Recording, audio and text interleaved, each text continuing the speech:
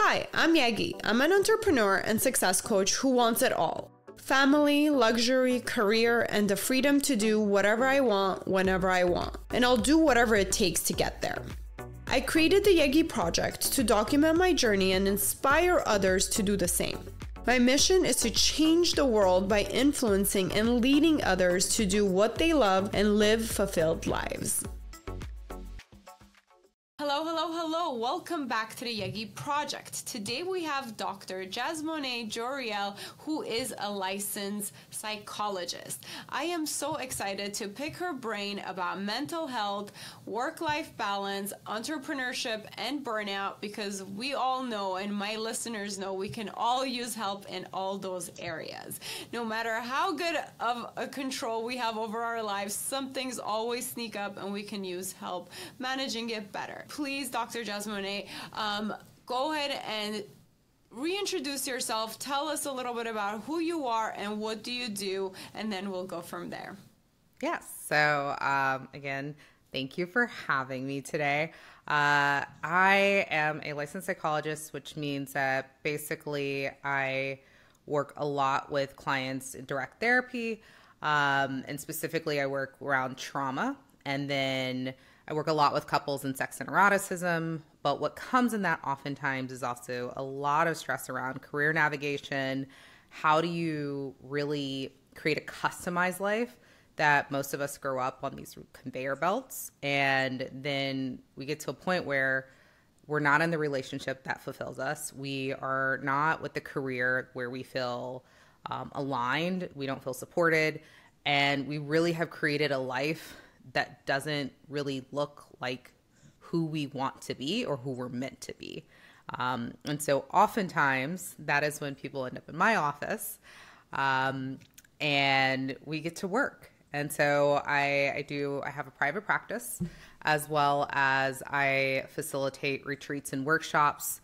And that extension of the work I do is really about learning how to cultivate a sense of community and belonging that, you know, as the world has gotten more disconnected, more divisive, that a lot of people are feeling alone. And so I really wanted to do more than just have work one-on-one, but to create these spaces where we could come together and realize that, like, you know, you really don't need to be alone in this world.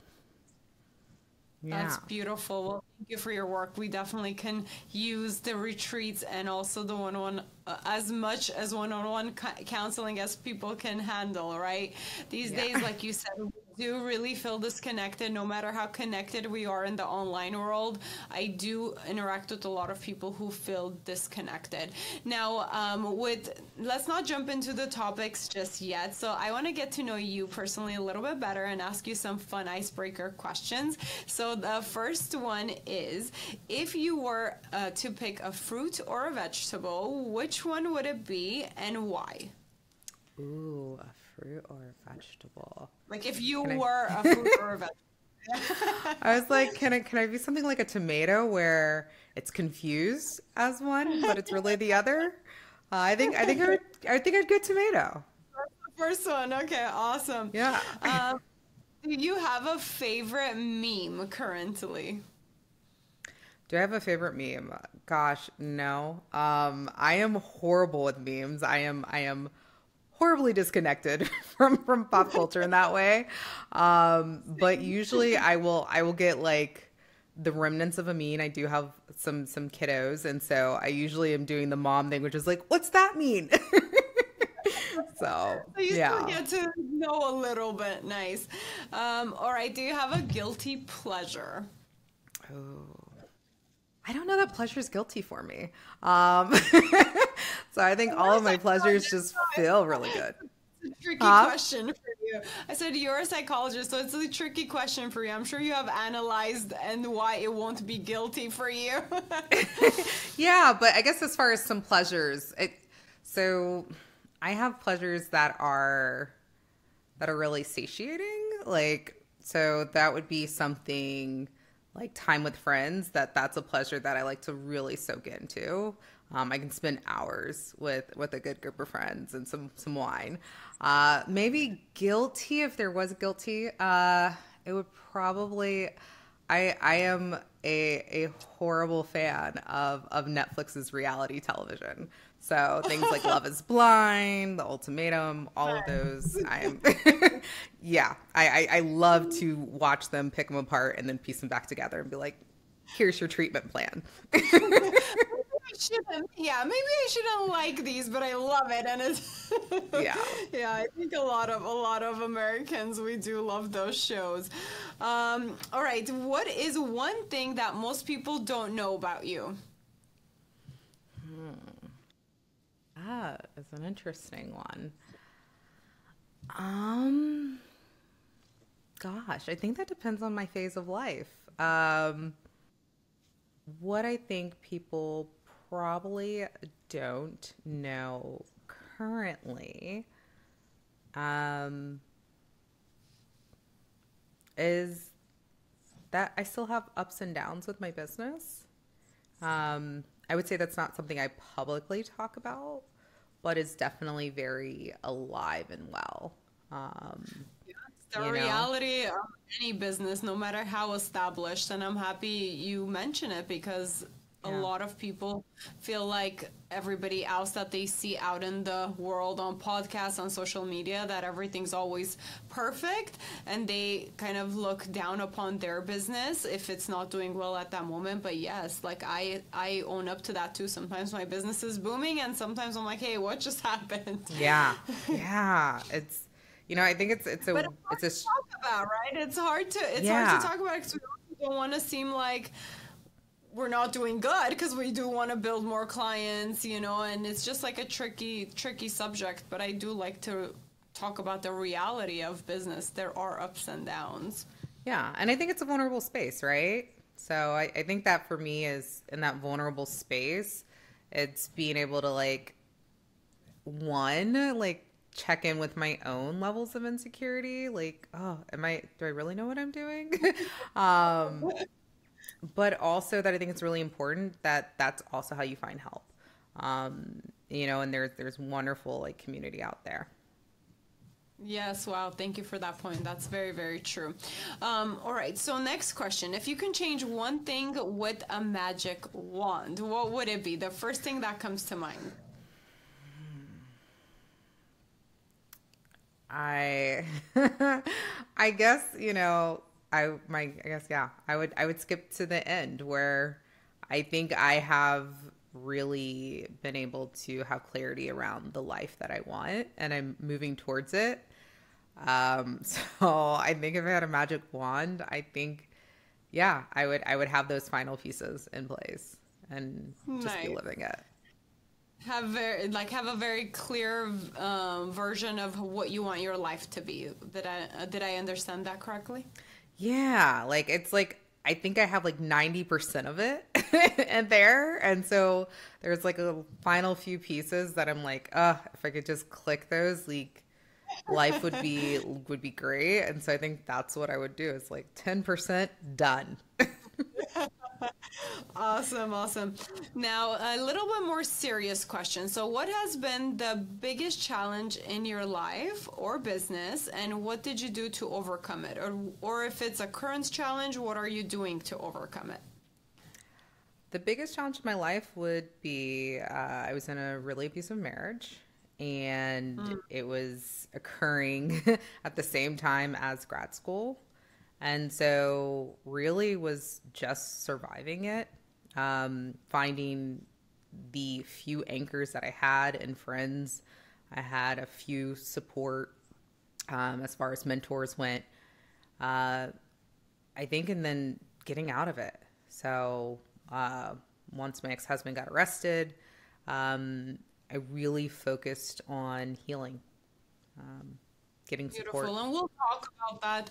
We'll talk about the more detailed questions about healing and trauma. But thank you for sharing that. And I can only see because relationships come first. If our relationships are not solid, there's no way we could really be successful in other areas in our lives, right? And I'm sure you have your opinions about relationships, and I do want to ask you more questions about that in general.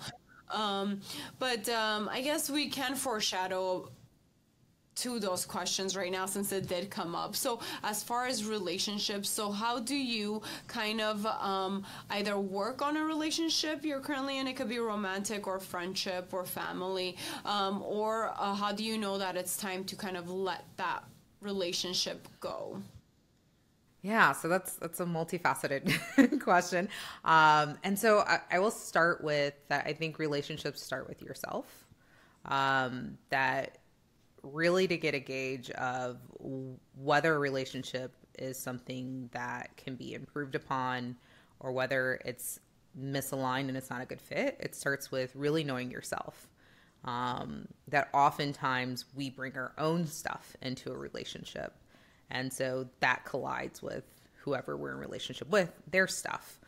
And I think the first part is really starting to do work on yourself. So even when I was married, that was the process for me. Is that I remember I went through a yoga training that was really, really helpful. I was in counseling myself. I was in school because I wanted to really, I finally got clarity on the career I wanted to have. And so I was doing all of these things that were improving my life. And in doing that, it really brought into focus what didn't fit in the marriage. And so I think that's the first part. So to just rephrase that, first focus on the relationship with yourself, get clarity on who you are, what you like, what you don't like. Once that's kind of set and pretty clear for yourself, then focus on the relationships with other people in your life. Yeah, I think from there we really get into how do we communicate, right? So once we get clarity around what our wants, our needs, our boundaries are, then it's like really one, I guess, determining like, are these people that even feel safe enough to bring that to? If not, then clearly, that's not a relationship for you.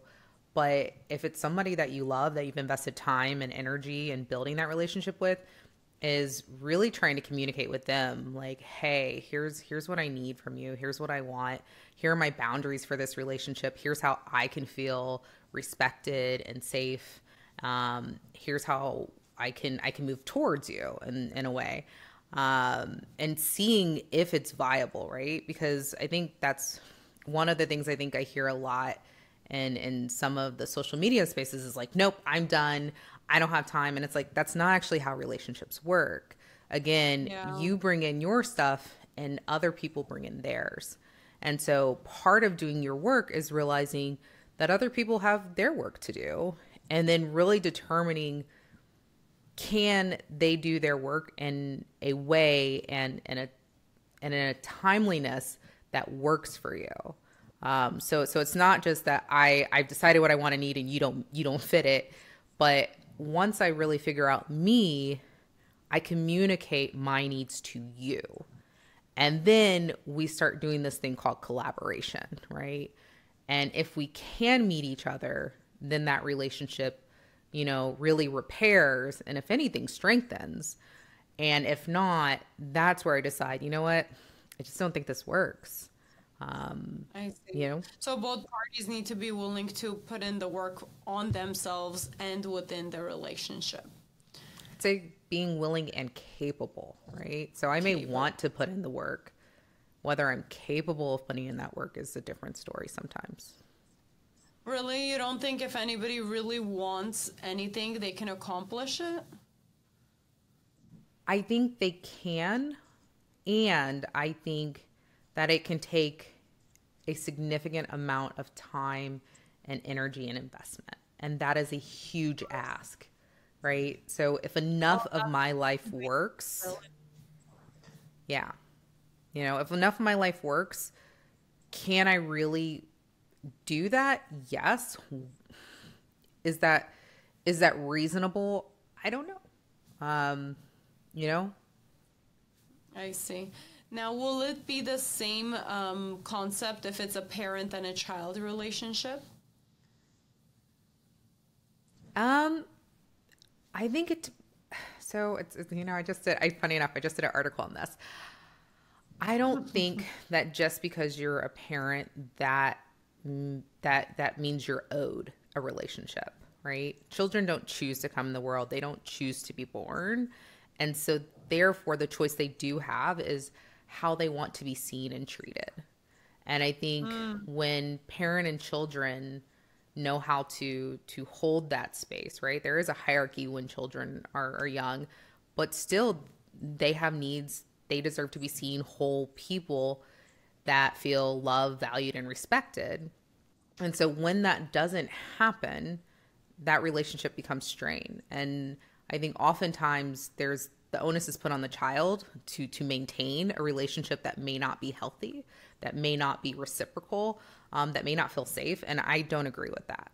I think if you can't find safety in a relationship, then that may not be a relationship that is good for you. Yeah, that's when you do the letting go instead of working on it. Yeah. Yeah. Perfect. Now, let's talk a little bit about motivation. So a lot of things take motivation, right? Or inspiration for us, mainly motivation for us to work on ourselves or relationships, or even in our business when we're burnt out. We need something to motivate us or inspire us to keep going. Is that really the case, or is there something else going on psychologically when we feel unmotivated? So there's a lot that can be going on, and there's a lot of back and forth of whether like the behavior creates the motivation or the motivation creates the behavior. I think that they sort of intersect, right? And they're interweaved. So there's times when, I have the motivation and it could push the behavior. But once I've built that, then the behavior can create the motivation, right? And so I think this really starts with having clarity of why. So when we're in business, if we don't really understand what anchors us, like what our purpose is, like why we're driven or what our needs are, then it's really hard to work with either, right? That we each have a way that we operate most optimally in this world. Whether you look at by the days of the week, whether it's by whether we're introverts or extroverts and we want to work around people or by ourselves, whether we need to be hands-on or whether we like really technical work, is that so if we don't know ourselves, then we could already be setting it up where even if we lack motivation, it's also going to be really hard to encourage the behavior because we're working against who we naturally are. So I think that's a part of it, is like really understanding yourself, but then part of the motivation is understanding the why. So if I understand how I work most effectively, then why do I want to do the work? And when I have both of those, that allows me to play in this area between motivation and behavior, where I can be motivated to do the things that I need to do, right? Especially if I don't want to, that why pushes me. But also if I'm doing things that work naturally with who I am as an individual, then I can also be able to maintain that when sometimes I'm lacking that motivation, right? So when I'm in a hard part of my business where I'm feeling really down and I'm like, oh, okay, like, what am I doing? Where am I going? And I just feel lost, because I do work that naturally fits with who I am as a person. It's really easy to maintain that even when I'm lacking that motivation, because I'm not fighting. I'm not like, it's almost like having this wet blanket on you, right? Versus like, okay, I'm really tired, but I can walk. I can walk if I need to walk. But if I had a wet blanket on me, then I'm going to be like, nope, I'm done. I'm not going any further. So I think that's the relationship between motivation versus the behavior, the action. Okay. Now, my next question, you mentioned that people sometimes come to you when they pretty much feel unhappy or lost. And because of their work, their relationships are not functioning as they should, or vice versa, or maybe their work is not a good fit for them. So if somebody feels just unhappy and things aren't working their way, and we all go through hard times in life, where do they start? What advice do you give them? How do they untangle this like big knot of unhappy to get to a better place? So I believe in low-hanging fruits. So mine is like, what does work? Like, I don't care how small it is, what is working? And really, not only what is working, how does that feel? So I do a lot of work that connects mind and body, right? So if I know how, like when things are aligned, how that feels, then even when the whole world seems like everything is like not good, I can go back to like, what's one place where I feel really good? And maybe that's, sitting, it may be like sitting down with my partner, right? At like, that's the one part that feels good. So even though like, maybe I'm like snapping at my partner more often, but when I sit down, I still know like, no, this still feels good. And that lets me know two things. One, that it's not really the relationship that's really affecting me. And two, that maybe I'm snapping at my partner because something else is bothering me, right? So if I sit down, I still feel really good in this space, like, oh yeah, I like this. This is nice. Then it's like, okay, so maybe it's not actually something happening with my partner, but maybe I'm happy in some other areas and I'm like taking it out in this space. And I start with those, like what actually feels good, and what does that feel like to me? And then using that to be like, okay, so what's left, right? Is it work? Is it maybe my health? Is it, that we transitioned in some phase of life, like there's been this big change and that change disrupted something. And that is where you start to untangle and really get into the work. Yeah. I see. How about trauma? So let's talk a little bit about trauma. First, does everybody that has trauma, are they aware of their trauma? If not, how do we kind of, I don't know why I'm laughing. It's really not funny when we have trauma, but I do know that sometimes it's unidentified. Yeah. Can you talk a little bit about that, and how can we just kind of try to figure out what our problem is in layman's term in order to solve it, in order to live a more mentally healthy life? So I think the way I'll give an analogy of how I like to discuss it. And there's two really pieces that I put together to sort of introduce trauma work. And I think as far as like in discovering it, I think this goes with the last piece too. A lot of the things that I'm saying may also sound very easily, but oftentimes need the work of a professional or someone who's outside of you. And the example I use for that is kind of like, I can see all of this, right? And if I look in the mirror, I can still see all of this. What I can't see is everything that's back here. So if there is something going on in the back of me, no matter what I do, like my eyes don't wrap 360. And so some of these things that we're talking about is like, you can get a really good perspective, but you will never have a 360 perspective of yourself. And that's okay. It's okay to say like, yeah.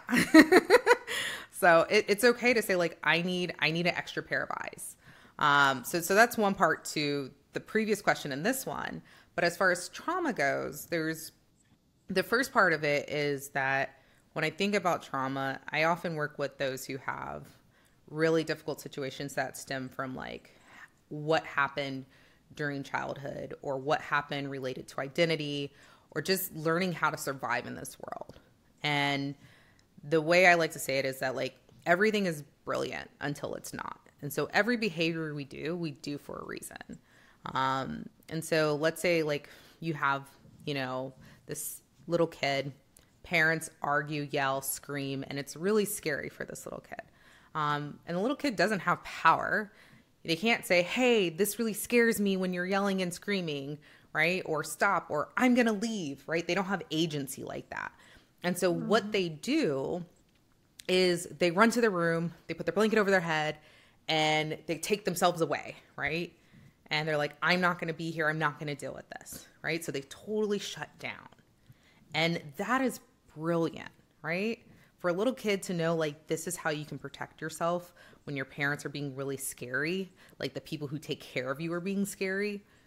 That makes so much sense. Now we fast forward to now this person's in their 30s, 40s, whatever, and they want an intimate relationship, but every time there's conflict, they shut down. Oh, wow. And you can't get through to them, and you're like, hey, like, we have to resolve this. Like, you can't run every time there's a problem. And it happens pretty frequently with people. Right.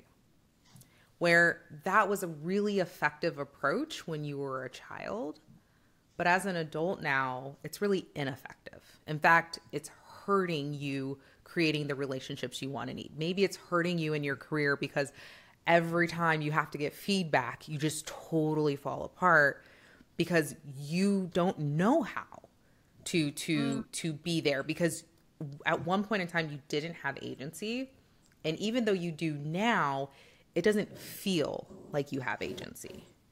And so you just keep on doing the same thing you've always done to survive. That is how I sort of describe trauma, is like they're behaviors that at one time were really, really brilliant. They're a way we learn to survive in the world. And then later on became really ineffective and are really stopping you from getting where you want to go. So talking about childhood trauma, so that was one example. Are there 2 or 3 other common examples that, you know, a lot of people could have faced as children that has kind of projected in their adult lifestyle that's getting in their way? What's like 2 or 3 other common ones that you hear from your clients? I mean, honestly, trauma runs the gambit. I think when I think about like the type of trauma that I work with is less of like that it's a specific example as much as it's accumulated. That it's not like, if I think about acute trauma, that might be something like a car accident. Is I went into a car, you know, I was driving, got in an accident, and I'm really afraid of getting back on the highway, right? That would be acute trauma symptom or acute trauma experience, acute trauma experience. What the work I do is usually that this continues to happen, whether it's emotional, physical abuse, whether it is feeling unsafe because of who you identify or how you identify in the world, whether it is, you know, being put into unsafe environments, right? So if you go to places that are really unsafe, like if you grew up in certain areas, those are all different ways of experiencing trauma. Really, trauma being this place of, I think, intense danger that is beyond like, I'm just scared, but like that there's fear for my life, right? Or that it's prolonged, that the level of fear has exceeded what would be reasonable. And so if let's say I live in a small town and I identify as queer, or maybe I identify as another minoritized identity, maybe I'm an immigrant, and the town has very specific views, right? So ingrained that I don't think I can be who I am. That if that happens, I will be humiliated, I will be ostracized, I will be isolated. And so that can lead to trauma, right? Where it's not like you're not actually in fear of death, but you experience so much prolonged fear that it changes the way that you are able to show up and engage with the world. I see. Thank you for clarifying that. Now, my next question for you would be, there's a point on your website I noticed. It says, how do we embody ourselves fully, but also challenge ourselves to grow? I know even people who haven't had major trauma sometimes have a hard time accepting who they are and loving themselves. So how do we kind of work on that or get to that point where we genuinely can say, I love myself, or I embody exactly who I am, but that doesn't mean I'm going to limit myself from growing or becoming better, right? Yeah. So I think to make it sound easy is we have to get to know ourselves. We really have to. Part of that is learning to listen. That the reason why we don't embody ourselves fully is because we live in a world that tells us that it's not okay, or we're taught, or it's mirrored to us or modeled to us to silence our voice, right? The voice that says this career doesn't actually fit, right? And it's like, no, this is what you should be. And so you start to silence that voice. Is but there's some part of me that's telling me I want to go this direction. But instead I keep on hearing like, no, that's the right direction. No, that's right. So I start turning that volume down, right? I'm like, okay, that's the right direction. And so the first part is really learning how to turn that volume back up. And turning that volume back up really comes to learning how to connect to yourself. That's both mentally, emotionally, spiritually, like actually reconnecting to who you are. And that's really scary because a lot of us have been punished, right? When we connect to who we are, we are shamed or we're physically punished or we feel like we're going to be ignored or neglected or rejected. And so learning how to sit in that takes time and space. That's where practices like yoga, meditation, therapy, getting other healing work done, working with coaches in specific areas. That is a way of like coming back to yourself, of saying like, okay, who am I? And how do I listen to me? Right. And as we get to know ourselves, right, and we start to understand what that voice sounds like, then we really start to build a relationship to that voice, right? We start to notice like, oh, these are the type of things that make me afraid. These are the type of things that make me feel threatened. These are the type of things that stretch me and make me grow. And the better I get at discerning those differences, that's how we can lean into growth. Because a lot of times the same things that make us grow feel very much like the things that terrify us and are like painful. And so to know the difference, I have to know that nuance. And is it kind of the same process with kind of identifying our needs? Because I know you also work with people to kind of identify their needs in order to be more fulfilled. So how do we do that? How do I know what my needs are if I've never paid attention to, if I never figured myself out, let's say? Yeah. So again, it is coming back to self and coming back to the body. I describe like kind of knowing your needs is like when you feel that click.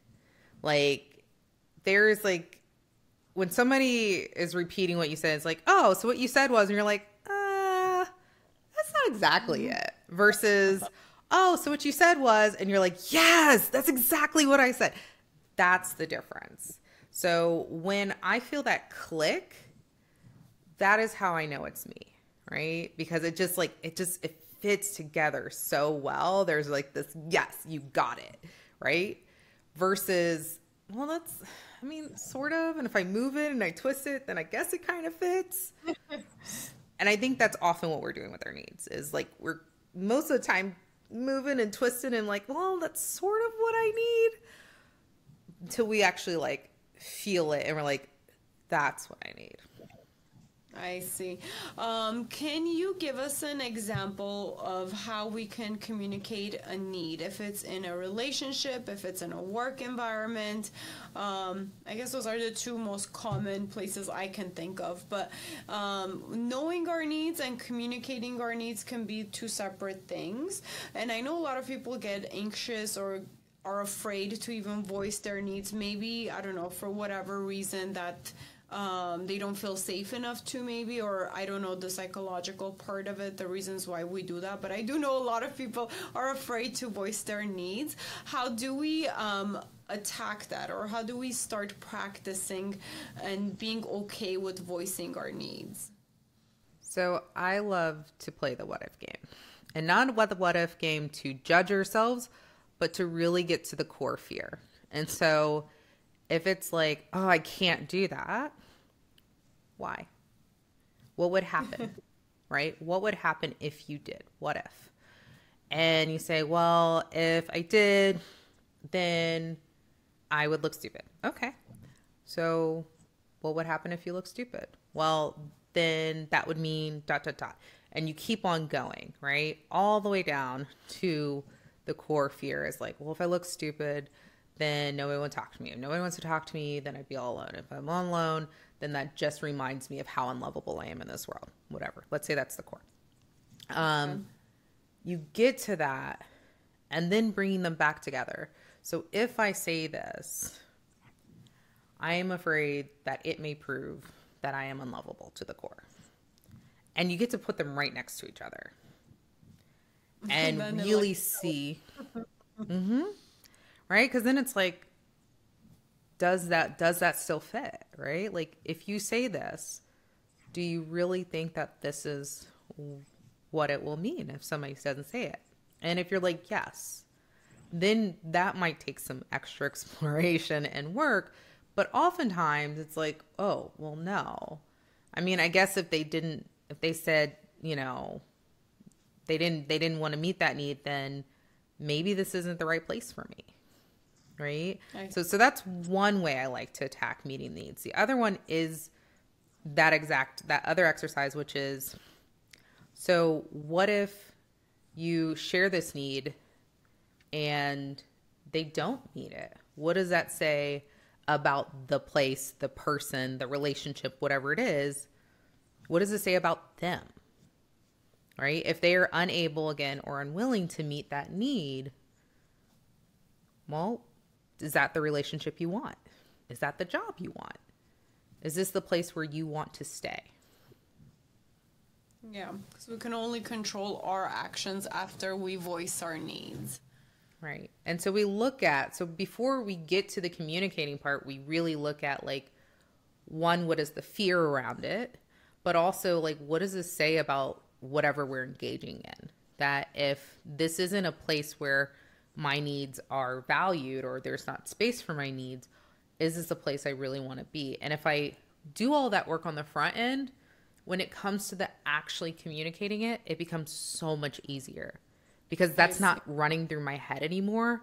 I've now brought that out and said, okay, like, I know where I would go next. And I think that's what often paralyzes us, is we don't know where we want to go next. I see.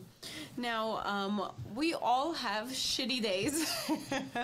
Yes, we do. No, I love it. How do we attack those days? So, for example, I'll give my example for today. I was having a shitty day from the morning because I woke up and my toddler decided to fight with me about getting dressed, and it threw my whole day off. I do not know why it got to me so much. But I also tried to put in a new habit in our routine and do, like, fresh juicing in the morning. So again, that's change. Maybe that could be the reason to how I throw our routine off. But long story short, I felt like I was having a shitty day. And some days I can pick myself up and just keep going, right? Then my day turns around. I do some sort of action. I've learned the things that work for me. But for you in general, for people who need some tools in their toolbox of things they can try to do to turn around their shitty days or shitty mornings, what are some tools you can offer them to work on that? You may not like my answer. So mine is embrace the shit. Embrace it. Like, if you're having a shitty day, then be like, okay. But part of it is, like, when we're trying to that is we can oftentimes make it worse. We can exacerbate it versus, like, okay, today's just a shitty day. Okay, what can I do now? Like, if today's going to be shitty, like, what do I have the space for? Right? What can I do? Tasks I could do. Right. And, like, because what I think about when I think of a shitty day is that, like, we're humaning, and humaning is fucking hard. Like, we're constantly going. And if you're not allowed to have a day that's hard, then like, you know, like where do you go from there? Should And have so canceled all my meetings today and just went to the beach. I sometimes, yeah, like sometimes it's exactly like if, and often, the funny thing is oftentimes when we give ourselves that space, right? Like, so I have one that happens with my son sometimes, and we have rough mornings, and it's like, okay, but we got to get to school. And it's like, you know what? Screw it. Like, we're just not going to get to school in time. Okay, Yeah, cool. when you let it go, it's not And so bad. right. But the funny thing is like we still get to school, right? And there's some days where it's like, okay, you know what? Maybe we're not going to do school today. You know what? How about a mental health day? And then he'll calm down and he'll be like, you know, I actually want to go to school. And so All my day with you. right. But it's one of those that like you start to like offer, you have all of these options that become available when it's no longer that I'm not allowed to have this, but like, okay, I have this, and what else? Yes. It's almost like feel your feelings, right? Just feel them, let them be, and just embrace them. That's the best advice. Not just feel your feelings, but adjust your expectations, because the thing that you're fighting against is this future that doesn't yet exist, right? That this is what I said reality was going to be, which doesn't really exist, versus this is what reality is. How do we work with this? Right? That's the same thing that happens with our businesses. My business is going to do this. I am going to do this, and we're going to, and then when it's not happening, feeling so defeated, feeling like such a failure, because we've created this idea of what reality will be versus really working with reality is. When we work with the present, then we can move so much more flexibly. How about setting goals? Because it kind of contradicts each other, right? In business, I'm a spiritual person too, so I love to be in the present and I love to just focus on the now. But in business, it's kind of tough if we don't have set amount of goals, numbers, all these crazy things that we want to meet in order to measure our success. And like you said, it hasn't happened yet. Why do we worry about it? I don't know. But what can you give our entrepreneur listeners advice on this topic? Because you're right, we do set unrealistic expectations, and then we're disappointed, and then we are less motivated or less likely to work at our best to maybe do greater things. So what's a better approach? Yeah. So this is I think again I hit this a little differently, where with goals, right, is a goal is it gives me a guiding post. The problem is we make that guiding post cement, right? Or titanium or something, that there is no other option. Where no, that is really what a goal is to help us with the direction. And when we're not meeting the goal, that gives us this wonderful opportunity to learn, right? That means something in our guiding post was off. And whether that's something with us, whether that's something in our expectations, but that's where curiosity really comes in. Versus, no, I have to absolutely meet this, and if I don't meet this, then this means I was a failure, and all of the rest is like, or there's a lot of data that you were missing. And if you take that data in, then you can adjust and revise that goal, right? I think that's a huge part, but not only is how we use goals, but what is a goal, right? So I think, yes, you can use numbers, but I don't know that that's always the most effective approach, because what's the purpose of those numbers, right? And if something happens that leaves you in a very limited space of, again, being like all or nothing.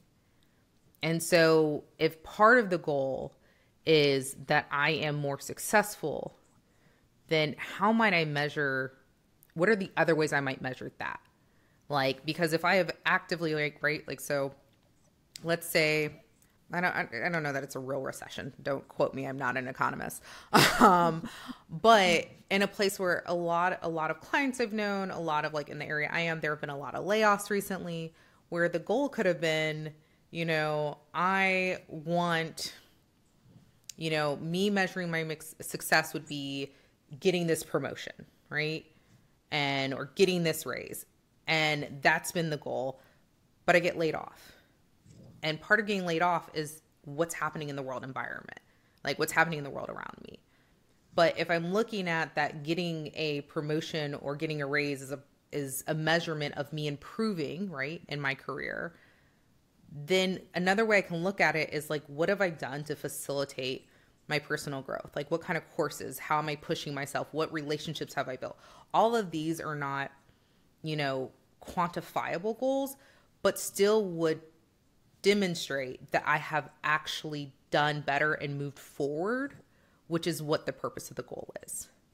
And it will give you those happy feelings because anytime we meet I'm gonna say money, right? Because a lot of times in business people put their goals with money, number of clients, number of sales, how much money they're making at the end of the day. So that's kind of the reality of it. In a lot of entrepreneurs, the end goal is money, always is one of the goals, right?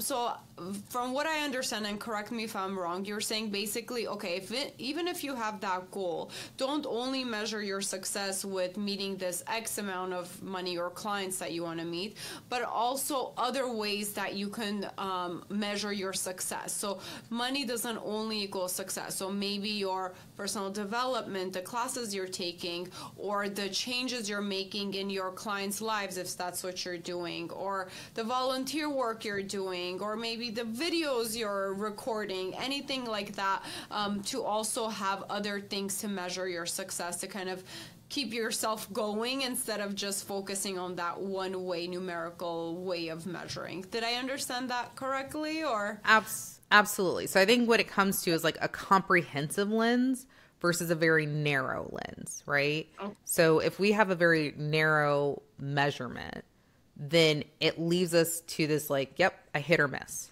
And I think that's where a lot of people experience fatigue, burnout, they quit before they get going, is because like this is the only thing that measures. And a lot of times, especially if you're at the beginning of your journey, you're just missing so much data. There's so much more that you need to learn. There's so much more that you need to go through. There's so much that you have that. I think that's the hardest part, again, with like, I think a lot of social media now is that it's like, oh, it's quick, it's easy, it's one stop. And that's just not the reality. The reality is that there are so many different places that you are needing to evolve and grow and stretch and learn. And there's tools that you need to pick up along the way. And if those are not put into your calculus, if you do not have a comprehensive lens of what success and growth and evolution looks like, it's going to feel like failure most of the time. Because success is also not linear, right? Like, I mean, look at a stock market chart. Like what we want is an upward trend, but we see there are dips, there are valleys. And that has to be part of your equation, right? Yeah. If I'm expecting just this, like you said.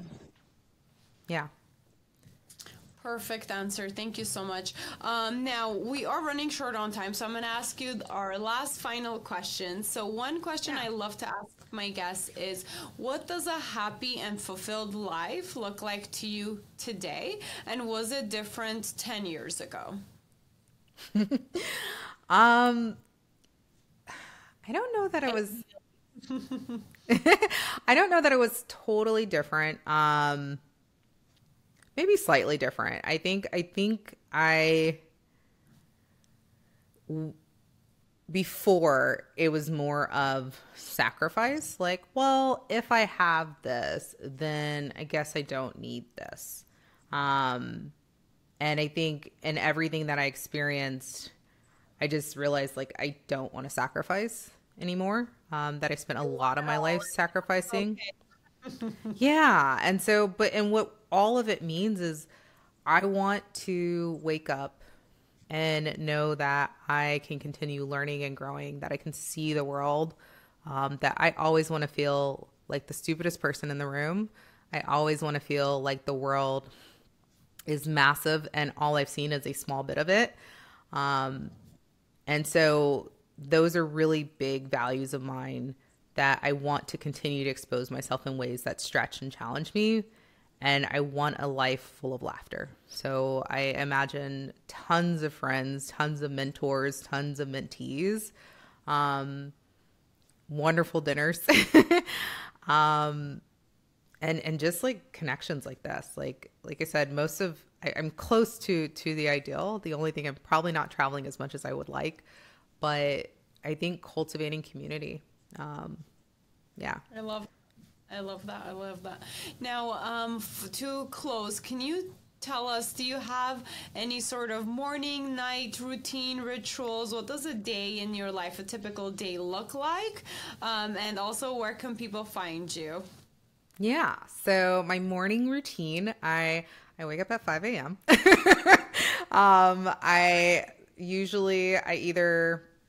We're staying at some family right now. But I usually go and do a workout. So I work out at F45, which is an amazing fitness workout. Then I come back and I do a meditation, anywhere, depending on how close I am to my first client, anywhere up to like 20, 30 minutes. I get started. If it's school, between me and my partner, we take our little one to school. Then I usually go in, have clients, which is really fun. I absolutely love what I do. And then come home. I have a wonderful partner who is an amazing chef and feeds me because I forget to eat. And so then usually family time. And I like to wrap it up. I like to try to be in bed by 10. I listen to a lot of books. So there's usually books between driving and sitting and all the rest of that. So that's probably a typical day. And then we can sprinkle it in with friends. And then where can people find me? I am everywhere. I am on LinkedIn under Dr. Jasmonae Joyriel. I also am on Instagram, ignite_anew. And then you can find me on my website, igniteanew.com. And that has links to my therapy practice for those who might be interested in therapy. And Ignite Anew is where you can go and sign up for workshops or retreats. Yeah, so I am out there. I'm out in the world. We'll link everything below. And what are your last words of encouragement for our listeners before we sign off? I would say do not settle for being lost. Do not settle for surviving. Do not settle for just being okay. That you can find relationships that nurture you, and you can find a career that feels satiating and fulfilling, and that you can create the life you crave. There are resources, and there's an abundance of ways to start to find your way to where you're meant to be. I love that. Thank you again so much, Dr. Jasmonae Joyriel, which I love your name. And again, until next time, we'll link everything below. And thank you to our listeners for tuning in. I hope you guys got some amazing takeaways, and as did I. And until next time, bye. Thank you for listening. Please rate and review this podcast. Follow and engage with us on social media under the Yegi Project. And if you're interested in being a guest, email info@theyegiproject.com. And don't forget to subscribe so you don't miss out on any future episodes.